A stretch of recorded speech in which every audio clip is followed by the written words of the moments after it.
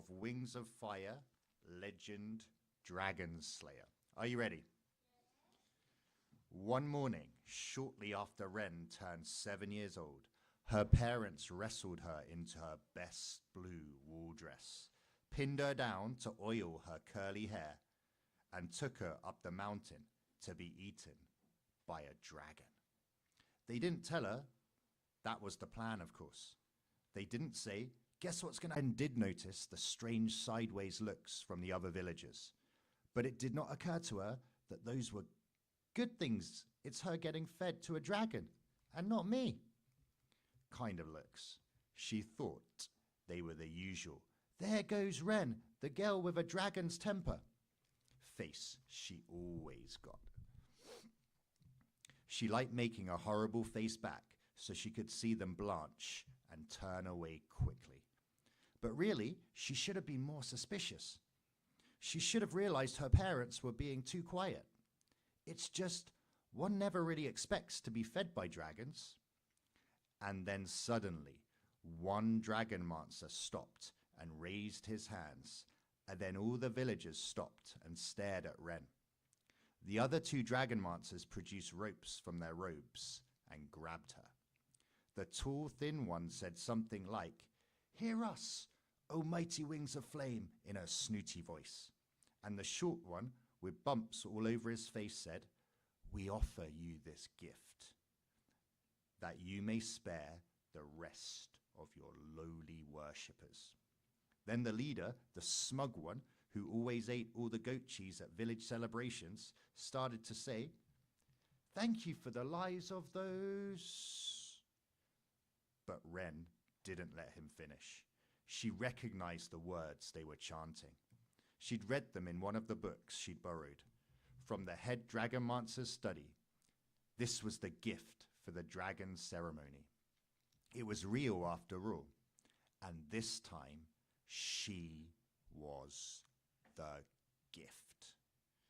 After a lot of wrestling and screaming and fighting, they finally managed to tie her up. But they didn't get to say all their stupid blessing words. One dragon monster staggered away with his nose bleeding.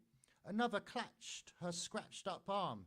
The third was hobbling as they hurried off. Wren shouted every bad word she knew at them as the villagers scurried away, avoiding her eyes. Her parents didn't even look back once. They left her on a giant stone slab overlooking the river, where the sky was wide open and the dragons would be able to see her easily. The idea, of course, was that the 7-year-old would sit there politely and wait to be eaten, like a good little human sacrifice. But that was obviously not going to happen. Although she was quite little, Wren was never polite and rarely good. And Wren was very much not on board with the plan where she got eaten and all the smug-faced meanies in her village did not. That was the ultimate definition of unfair. Wren was a younger sister, so she knew all about fair and unfair and getting eaten by dragons, while jerks like Camellia stayed inside, probably playing with Wren's dolls. Was absolutely 100% not fair. Wren had one brother who'd agree with her. She was pretty sure, but her uncle had taken Leaf hunting this morning. To get him out of the way, she realized now. Not that an 8-year-old could have stopped the village's plan either, but at least he could have been super mad. He would have yelled at Mum and Dad. He would have been full of rage and vengeance forever and made their lives miserable for all time. And they would have totally deserved it. But instead, she knew they'd tell him there was a sad accident while he was gone, and little Wren got chomped by a dragon. Too bad. And he'd be sad, but then he'd get over it, and everyone would la-di-da off into the peaceful, Wrenless futures. Moons above, Wren thought furiously as she wriggled her hands free from the ropes. They'd probably tell him it was my fault, that I was disobedient again, and that's why I got gobbled.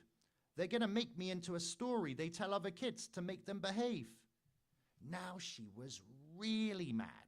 She yanked off the rope round her ankles and jumped to her feet. When she wanted to do most was run after the villagers and dragon mancers and yell at them some more. She wanted them to know they were unfair, stupid heads, and that she absolutely refused to get eaten by a dragon. And she didn't even care if a dragon came and ate everybody else, because they were all mean. Wren took 2 steps into the forest and stopped herself. If I run after them, they'll just tie me up again, but tighter.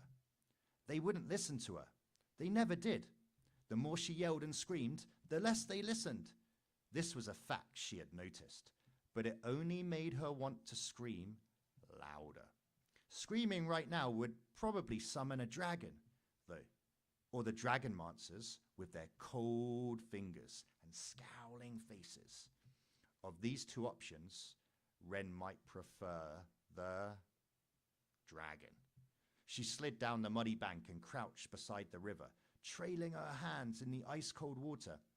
Droplets flew up around her wrists, catching in the sunlight like diamonds tossed into the air. It isn't fair, she thought, yanking a weed up from between the river pebbles. Why did they pick me? Out of everyone in the village, why did the dragons send a vision saying they wanted to eat me? I bet they didn't, Wren cried.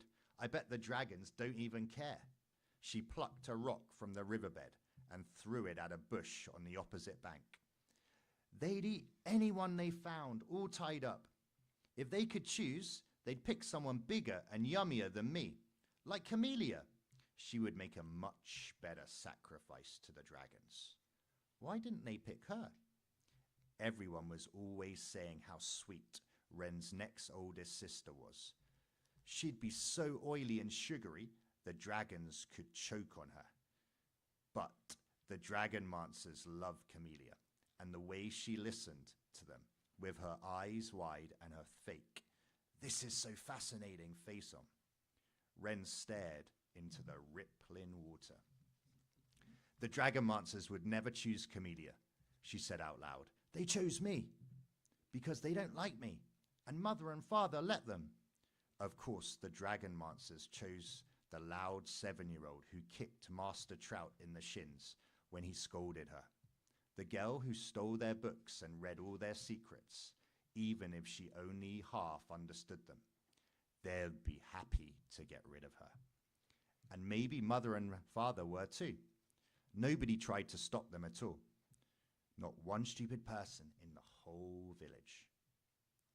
She knew her parents were terrified of dragons and did everything the dragon mancers said all the time. But she still would have thought they might say, "Could you double check that vision one more time? Are you sure it's our daughter the dragons want?" Wren rubbed her eyes angrily. "Stop crying. So people are terrible and can't be trusted. That shouldn't be such a big surprise. Wren, they've never stood up for you before. Nobody cares about you, and so you shouldn't care about them either." "Well, I think I shall not get eaten," she thought. "That will show them. I don't need a village or parents or any of them. I'm smarter than all of them, and smarter than the dragons too. I don't have to be someone's breakfast if I decide not to be. So there." But that meant she couldn't go home. She could never go back to Talisman now that the dragon mancers had told everyone her destiny was to be dragon food, and her parents had said, "Sure, that sounds right. Fine by us." She stood up, shaking the freezing droplets off her hand, and a flicker of motion caught her eye on the opposite riverbank. Instantly, she crouched her head, bursting into a gallop and screaming, "Dragon!" even as her mind registered that the animal, whatever it was, couldn't be much bigger than a rabbit. She took a deep breath. "It's something little, maybe my breakfast." She kept her eye on the spot where she'd seen it, but the movement had stopped. Cautiously, she slipped into the cold river and splashed across. The other side was rockier, covered in glassy black stones and small tangles of little leafless shrubs. The thing she'd seen was caught in one of those nets of branches that leaned out over the river. She crept towards it slowly. A rabbit would be great. Breathe. Wren, don't panic. It's certainly not a dragon. It was a dragon. Or at least, it was a very small, pathetic, skinny, miniature kind of dragon. Its scales were the palest orange she'd ever seen, like a sunset painted on wool and then left under a waterfall or out in the sunlight for too long. She'd never seen a dragon so pale before. All the ones in the mountains were bright reds or oranges, and the ones that came up from the swamps were shades of mud brown. Its eyes were closed, and it hung limply in the tangled bare branches, its wings drooping towards the river. Probably dead, Wren thought, and was surprised to feel a twinge of pity. For a dragon, what was that about? Feeling sorry for something that would probably eat her if it was still alive. Then again, it wouldn't be able to fit much of her in that tiny mouth. It would take it days to nibble off her pinky finger. She snorted, and the baby dragon distinctly finched. It was alive.